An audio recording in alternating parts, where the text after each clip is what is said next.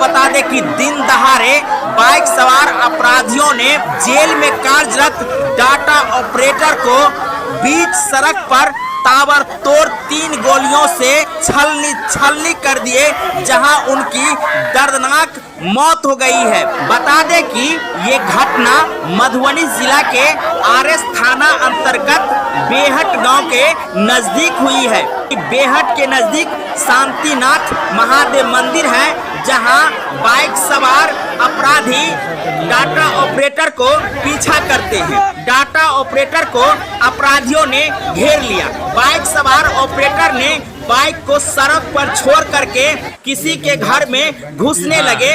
उसी दरमियान ताबड़तोड़ गोलियों से ऑपरेटर को छलनी कर दिए, जहां ऑपरेटर वहीं पर लुढ़क गए और उनकी दर्दनाक मौत हो गई। नहीं चलेगा।